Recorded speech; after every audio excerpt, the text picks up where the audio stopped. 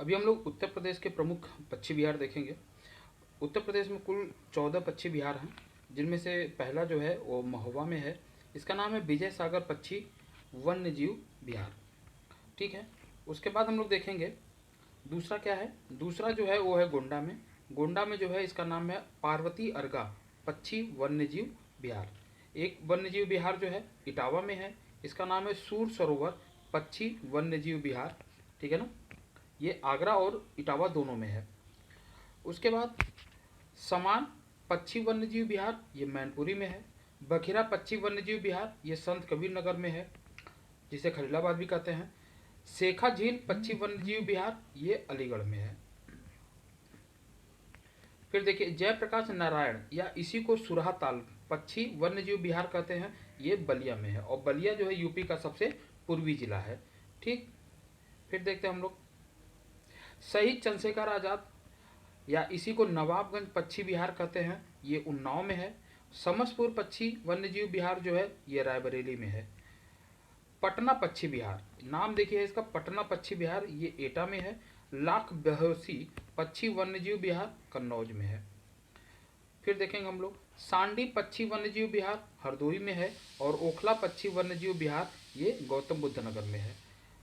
आखिरी देखेंगे डॉक्टर भीमराव अम्बेडकर पक्षी वन्यजीव विहार ये जो है प्रतापगढ़ में है।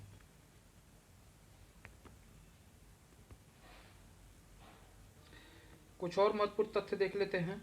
इसमें जैसे क्या है कि प्रदेश का जो सबसे पुराना वन्यजीव विहार है ये चंदौली में है और इसका नाम है चंद्रप्रभा वन्यजीव विहार। प्रदेश का एकमात्र राष्ट्रीय उद्यान, एक ही राष्ट्रीय उद्यान है, वो कौन सा है? दुधवा राष्ट्रीय उद्यान लखीमपुर खीरी में है। फिर देखिए वर्ष 1987-88 में बाघ परियोजना में शामिल उद्यान जो हुआ था उसको किसको शामिल किया गया था? दुधवा राष्ट्रीय उद्यान, जो कि कहाँ है? लखीमपुर खीरी। 9 जून 2014 को उत्तर प्रदेश सरकार द्वारा बाघ अभ्यारण्य का दर्जा प्रदान किया गया। किसे?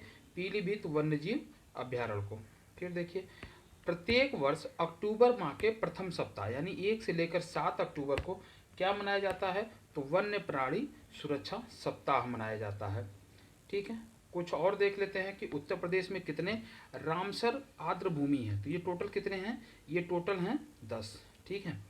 ये 10 कौन कौन से हैं? तो देखिए उन्नाव में है। उन्नाव में जो है उसका नाम है नवाबगंज पक्षी विहार। गोंडा है, गोंडा में पार्वती अर्गा पक्षी विहार है। मैनपुरी में समान पक्षी विहार है। ठीक है। उसके बाद देखिए हरदोई में अभी हम लोगों ने भी पढ़ा था कि सांडी पक्षी विहार है। ठीक है। इटावा में सरसई नवार झील है। आगरा में सूर सरोवर है। और उसके बाद हम लोग देखेंगे रायबरेली में है समसपुर पक्षी विहार। ठीक। ऊपरी गंगा में भी है, इसका नाम क्या है? ब्रिज घाट से लेकर के नरौरा तक। और मुजफ्फरनगर में है और बिजनौर में है हैदरपुर आर्द्र भूमि। ठीक है। वखिरा पक्षी वन्यजीव विहार जो है ये संत कबीर नगर में है और ये सबसे अंत में जोड़ा गया था, जून 2021 में शामिल किया गया।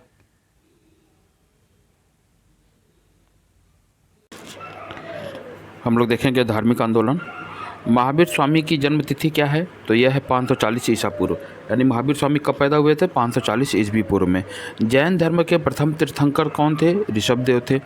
प्रथम ऐतिहासिक एवं 23वें तीर्थंकर कौन थे? ये पार्श्वनाथ थे। 4 महाव्रत अहिंसा, सत्य, अस्तेय एवं अपरिग्रह के प्रतिपादक कौन थे? तो ये थे पार्श्वनाथ।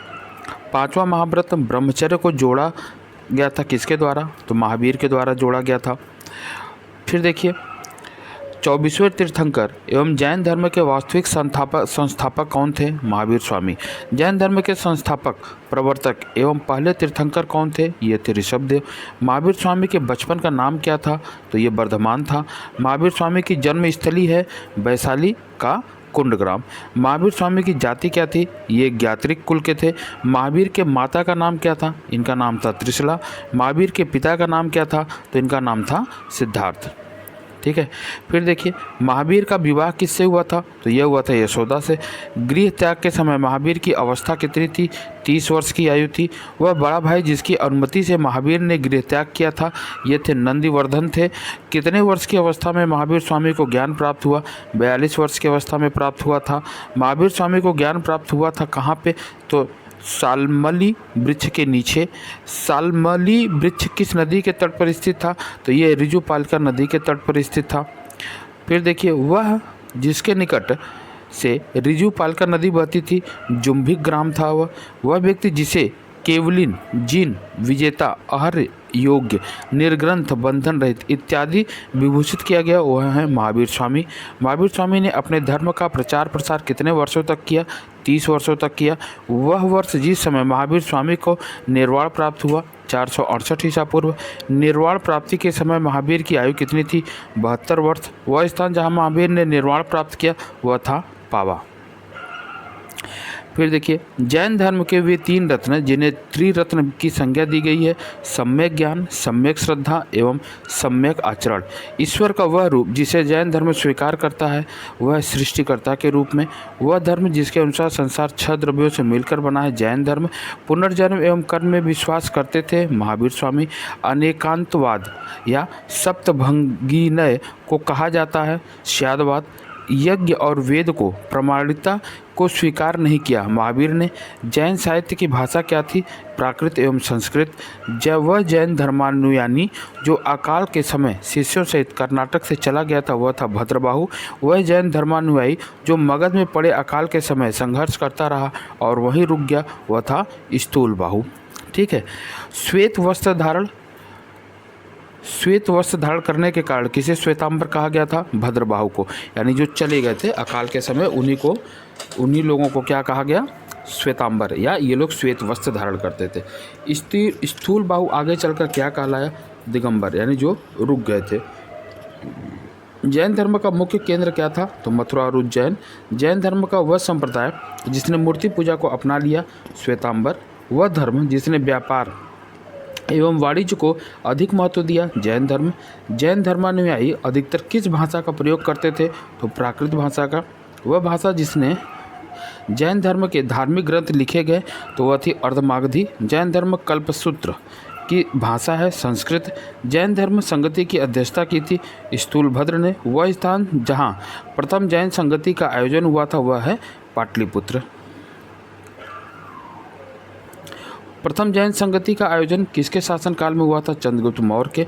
द्वितीय जैन संगति की अध्यक्षता की थी देवीर्धि क्षमा श्रमण ने।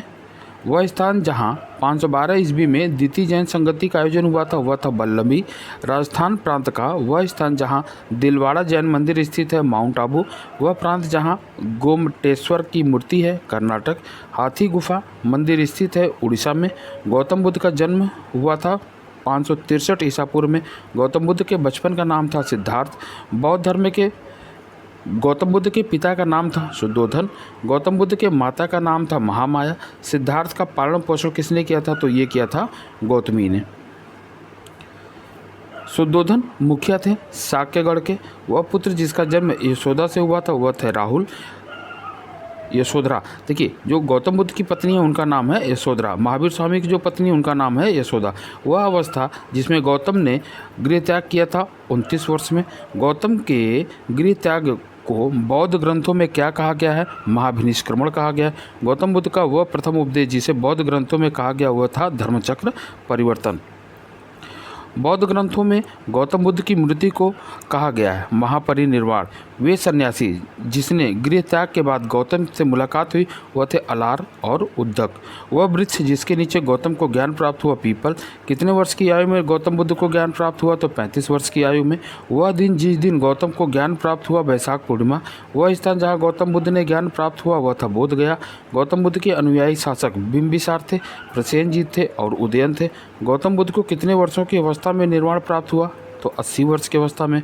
वह स्थान जहां गौतम बुद्ध के निर्वाण प्राप्त हुआ वह था कुशीनगर। कुशीनगर वर्तमान में किस जिले में स्थित है, पडरौना जिले में है अभी ये। ईसा ने कितने वर्ष पूर्व गौतम को निर्वाण प्राप्त हुआ, तो यह 483 ईसा पूर्व। वह स्थान जहाँ बुद्ध ने अपने जीवन काल में सर्वाधिक उपदेश दिए तो ये था श्रावस्ती।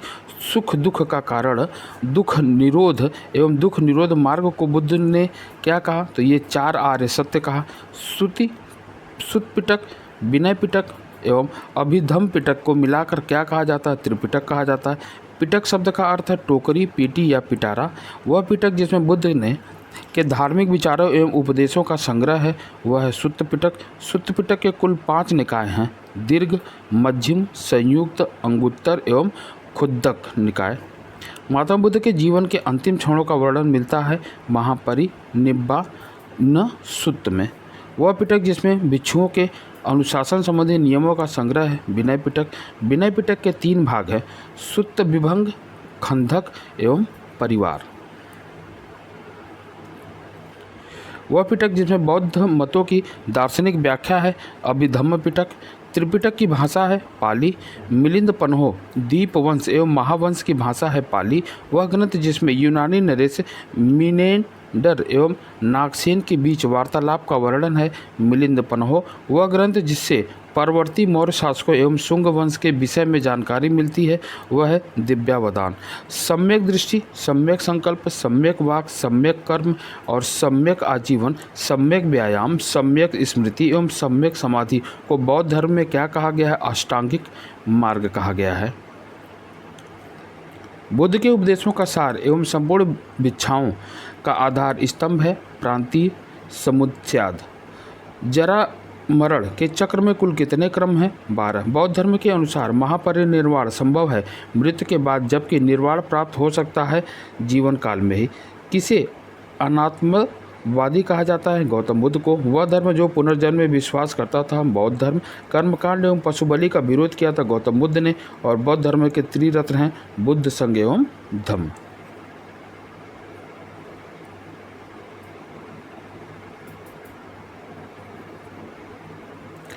वह प्रथम महिला जिसे बौद्ध धर्म में संघ में प्रवेश मिला वह थी गौतमी। वह शासक जिसके समय में बौद्ध धर्म हीनयान एवं महायान नामक 2 संप्रदायों में विभाजित हो गया कनिष्क। बौद्ध धर्म संप्रदाय जो वैभाषिक एवं सौत्रांतिक 2 भागों में बढ़ गया हीनयान। शून्यवाद जो महायान संप्रदाय का भाग था के प्रवर्तक थे नागार्जुन।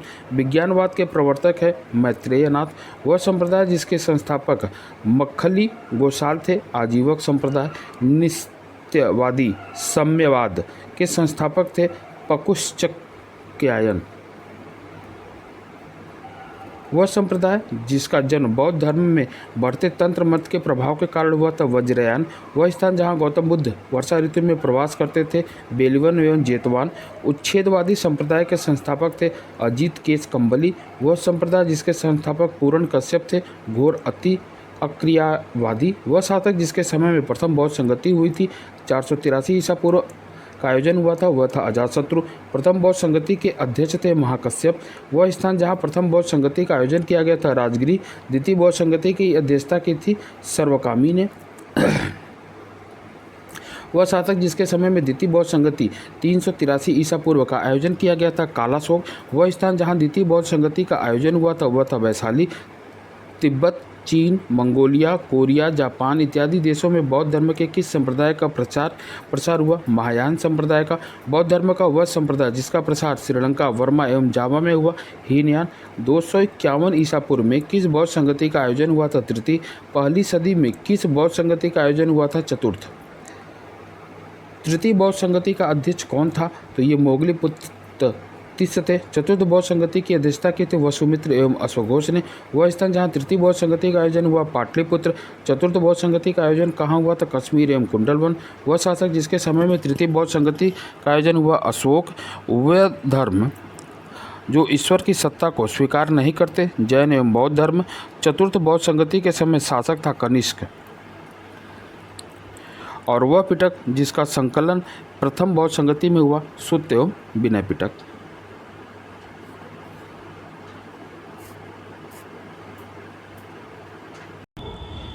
देखिए, अगर इतिहास को पढ़ना है तो इतिहास को समझना ज़रूरी है। तो सबसे पहले हम लोग को ये जानना ज़रूरी है कि इतिहास को हमने कितने भागों में बांटा है। तो देखिए, जो इतिहास है हमारा, इस इतिहास को हमने 3 भागों में बांटा है, प्राग ऐतिहासिक काल, आद्य ऐतिहासिक काल और ऐतिहासिक काल। ठीक है।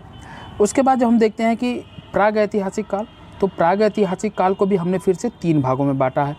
पूरा पाषाण काल, ये जो है ये कब से है ये हमको नहीं पता, यानी ये अज्ञात है, लेकिन ये कब तक है तो ये है 9000 ईसा पूर्व तक। उसके बाद आता है मध्य पाषाण काल, ये जो है 9000 ईसा पूर्व से लेकर के 4000 ईसा पूर्व तक है। फिर उसके बाद आता है नवपाषाण काल, जो कि 4000 ईसा पूर्व से लेकर के 2500 ईसा पूर्व तक है, ठीक है। उसके बाद आद्य ऐतिहासिक काल है। ये जो आद्य ऐतिहासिक काल है इसको हम लोगों ने कितने भागों में डिवाइड किया है, तो इसको डिवाइड किया गया है सिंधु घाटी सभ्यता। तो सिंधु घाटी सभ्यता जो है वह 2500 ईसा पूर्व से लेकर के 1500 ईसा पूर्व तक है। और अगला जो डिवाइडेशन है वह है वैदिक सभ्यता। तो वैदिक सभ्यता जो है यह 1500 ईसा पूर्व से लेकर के 600 ईसा पूर्व है, ठीक है। फिर ये जो वैदिक सभ्यता है इसी को फिर से डिवाइड किया गया, किसमें, वैदिक सभ्यता को फिर से 2 भागों में डिवाइड किया गया। ऋग वैदिक काल, ये जो ऋग वैदिक काल है यह 1500 ईसा पूर्व से लेकर के 1000 ईसा पूर्व है। और दूसरा जो भाग है इसका वह है उत्तर वैदिक काल। तो ये जो उत्तर वैदिक काल है ये 1000 ईसा पूर्व से लेकर के 600 ईसा पूर्व तक है, ठीक है। तो इस तरह से इसका क्लासिफिकेशन हुआ। अब उसके बाद देखिए ये जो ऐतिहासिक काल था, ठीक है ना, ऐतिहासिक काल को जब हम लोगों ने बांटा तो ऐतिहासिक काल को देखिए कैसे कैसे क्लासिफाई किया गया। इसको किया गया प्राचीन भारत। ये जो प्राचीन भारत था यानी उत्तर वैदिक काल 600 ईस्वी में ख़त्म हो गया। इसके बाद शुरू हुआ प्राचीन भारत, तो ये चला 600 ईस्वी पूर्व से लेकर के 712 ईस्वी तक। 712 अब ईस्वी है, यानी मोहम्मद बिन कासिम का युद्ध हो गया, किसके खिलाफ, दाहिर के खिलाफ, कहाँ, सिंधु घाटी पे, ठीक है ना। उसके बाद 712 से लेकर के 1707, यानी कौन मर रहा है, औरंगजेब, औरंगजेब के मरने तक चल रहा है मध्यकालीन भारत। उसके बाद आता है क्या, आधुनिक भारत। आधुनिक भारत जो है 1707 से लेकर के 1964 तक, और 1964, ठीक। उसके बाद एक है आधुनिक विश्व, ये 14वीं शताब्दी से लेकर के 1950 ईस्वी तक। फिर हम लोग देखेंगे ये जो प्राचीन भारत था, इस प्राचीन भारत को फिर से डिवाइड किया गया, ठीक है ना। ये प्राचीन भारत किस में बटा, यह बटा महाजनपद काल, ये 6ठी शताब्दी ईसा पूर्व में था। फिर दूसरा पार्ट इसका था मगध साम्राज्य, 600 ईस्वी पूर्व से लेकर के 300 ईसा पूर्व तक। फिर मौर्य साम्राज्य 323 ईसा पूर्व से लेकर के 184 ईसा पूर्व तक, ठीक है। और उसके बाद क्या था, मौर्योत्तर काल, यानी मौर्यों के बाद वाला, तो 184 ईस्वी पूर्व से लेकर के 313 ईस्वी तक। फिर अगला गुप्त साम्राज्य, ये जो गुप्त साम्राज्य है यह 319 से लेकर के 550 ईस्वी तक। और एकदम लास्ट में आया हर्षवर्धन काल, जो कि 606 ईस्वी से लेकर के 647 ईस्वी तक, ठीक है। ये क्लासिफिकेशन था प्राचीन भारत का। फिर हम लोग देखेंगे कि मध्यकालीन जो भारत था, जो 712 से लेकर के औरंगजेब के मरने तक यानी 1707 तक चला, उसको किस किस भाग में डिवाइड किया गया।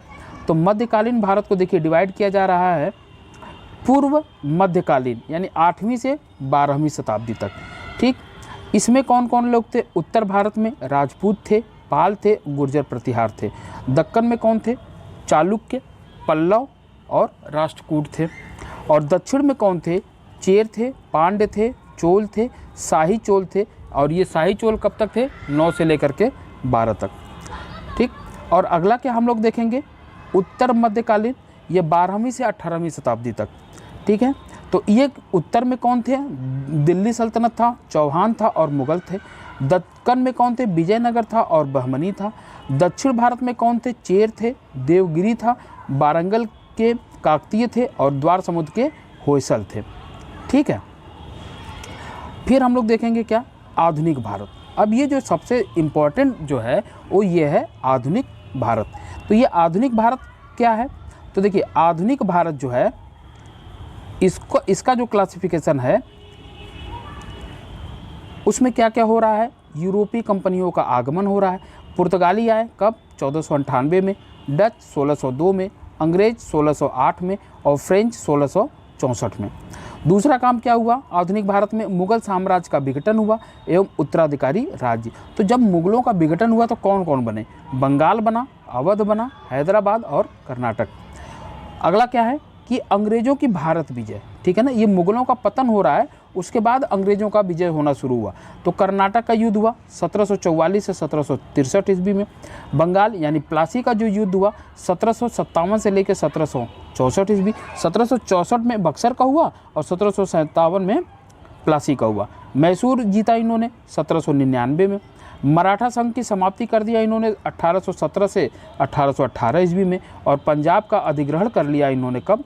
पंजाब का अधिग्रहण किया इन्होंने 1849 ईस्वी में, ठीक है।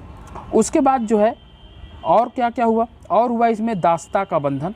तो ये जो दासता का बंधन है, ये अंग्रेज़ों द्वारा विभिन्न सामाजिक, आर्थिक व राजनीतिक नीतियों द्वारा भारत का शोषण किया गया। इसकी प्रतिक्रिया के रूप में 1857 ईस्वी का मुक्ति संग्राम शुरू हुआ, ठीक है। फिर देखिए राष्ट्रवादी जागरण हुआ इसमें। तो इसमें क्या हुआ? राष्ट्रवादी जागरण में सामाजिक धार्मिक सुधार के काम हुए, राजनीतिक संस्थाओं की स्थापना हुई, भारतीय राष्ट्रीय कांग्रेस की स्थापना हुई। और ये कब हुई? 1885 में। फिर और काम जो हुए वह स्वतंत्रता संग्राम की गतिशीलता के लिए कांग्रेस नरम दल से गरम दल की ओर, क्रांतिकाली आंदोलन की ओर और गांधी जी के आंदोलन, ठीक है ना।